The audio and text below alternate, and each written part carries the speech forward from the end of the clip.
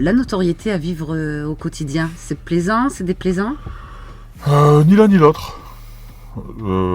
Alors ça fait un petit moment déjà, hein. J'avais 30 ans, donc j'avais déjà un peu d'expérience. Je comprenais peut-être mieux la vie, j'étais posé, voilà, j'avais ma femme, mes filles. Je pense que c'est plus facile quand ça t'arrive dans l'âge. Je ne peux pas te dire que je le vis bien, je ne peux pas te dire que je le vis mal. Aujourd'hui, ça fait partie de ma vie, ça fait partie de mon quotidien. Et après, je sais que quand je me promène, je suis regardé.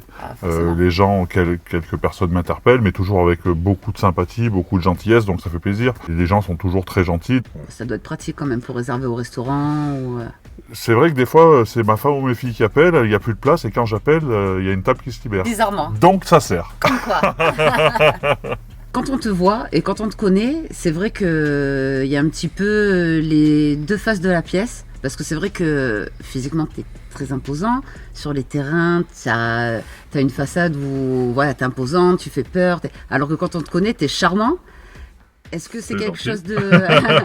Est-ce que c'est quelque chose de voulu d'avoir un petit peu ces deux côtés ou si Non, vraiment... non, pas du tout. Alors après, c'est vrai que le physique peut impressionner, peut en imposer. Très honnêtement, j'en joue pas et je m'en rends pas compte, mais je le sais aujourd'hui.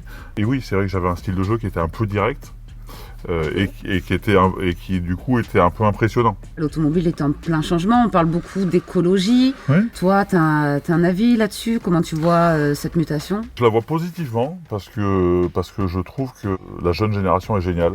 Je trouve qu'elle est... beaucoup plus responsable que ce qu'on a pu l'être. Ouais, et hyper câblés, voilà, ils sont hyper réfléchis, ils n'ont pas peur de changer les modèles, ils n'ont pas peur de changer, de réfléchir différemment parce que eux ont grandi avec cette conscience. Je pense qu'il faut réfléchir différemment, mais même vous êtes obligé de réfléchir différemment. Quel que soit le petit effort qu'on fasse, ça portera ses fruits. Il faut d'ailleurs le faire.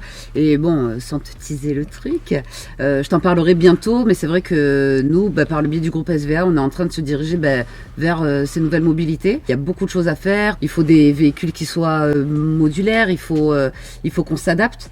Donc on est en train de faire quelque chose, de créer un nouveau concept store, pas très loin d'ici. Et je te montrerai tout ça, où il va y avoir pas mal de mobilité électrique, mais sous toutes ses formes.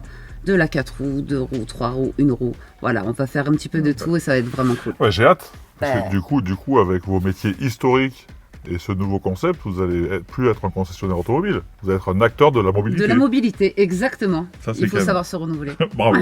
Merci. Je te remercie, c'était vraiment très très sympa. Merci Lucille, merci, à bientôt. C'était cool. Ciao.